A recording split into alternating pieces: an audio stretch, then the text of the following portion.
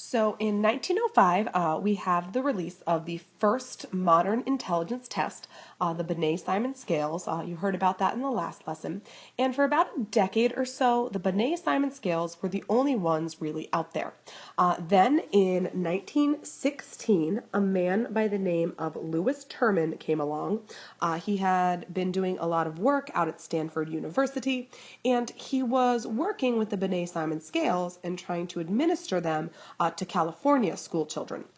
Not only was he trying to administer it to California children, he was trying to administer it to people who were a little bit older, so maybe adolescents, possibly some adults, and he was running into a couple of issues with the Binet-Simon scales as they originally existed.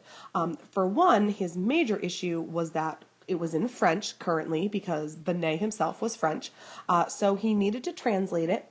And while he was translating it, he also decided he was going to kind of play around a little bit with the way that intelligence and someone's ability was computed.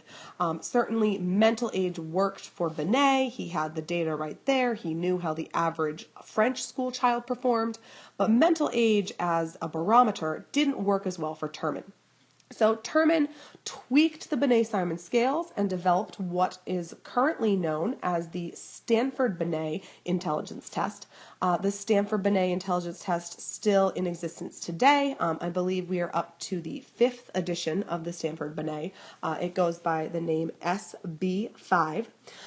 And this intelligence test was very similar to the Binet-Simon scales in the sense that it was very, very verbal.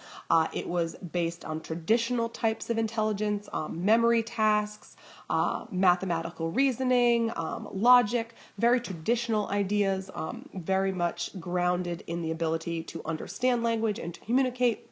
But a key difference here for the Stanford Binet is it was the first test to start to use a concept known as IQ. So the concept of IQ stands for intelligence quotient. You just take the first two letters there. And the way that you go about computing IQ is you take this idea of mental age and you're going to divide it by chronological age. So you're going to get a number, you're going to multiply that by 100, and that's going to give you your IQ.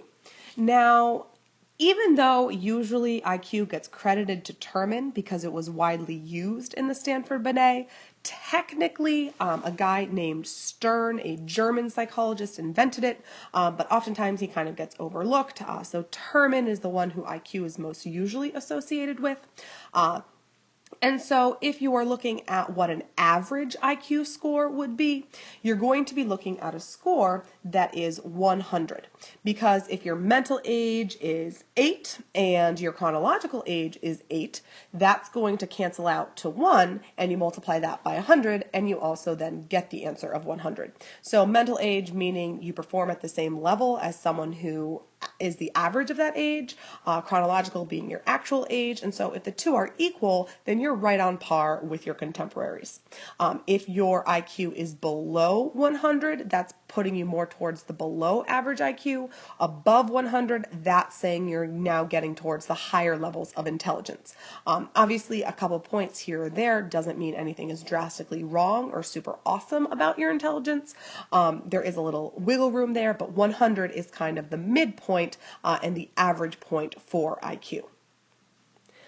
Now, the Stanford Binet and Terman himself have left quite a legacy. Like I said at the beginning, the Stanford Binet is still in existence, and Terman himself was pretty controversial. Even though Binet was a man who very much wanted to avoid intelligence tests being used as a way of limiting people and labeling people, Terman actually felt that it was his duty and his responsibility to use intelligence tests in order to label people.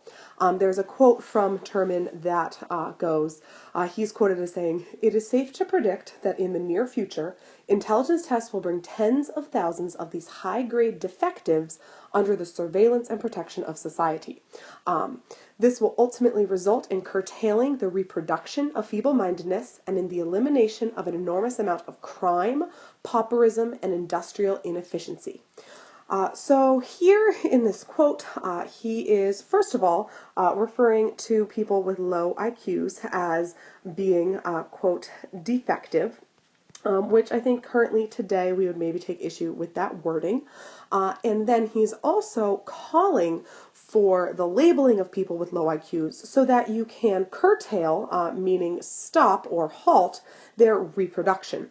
So this is very much at the heart of what the eugenics movement was all about, and I referenced this a little bit earlier. But there were, especially in California, the home of Terman's research, a lot of movements towards sterilization. So movements towards getting people who scored low on these IQ tests sterilized so they were unable to have children and hopefully, according to people who bought into eugenics, not pass on their, quote, defective genes.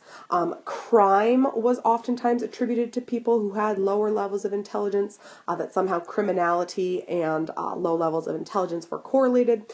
So Terman really hopped on this eugenics idea, and he wanted people with low IQs to be labeled, to be identified, so that they could kind of be taken care of and handled by society. The U.S. government also used IQ testing in order to assess immigrants who are coming into the country, not always to test someone right then and there and say, oh, your IQ is too low, you can't come in, but rather to restrict entire groups of people from entering the country from different, maybe from other nations. And then the military took the Stanford Binet, kind of tweaked it a little bit, changed it a little bit, and then used it as part of its entire battery of tests that it would administer as someone was signing up or being drafted. So the U.S. government was one of the first users of intelligence tests on a really widespread, massive scale.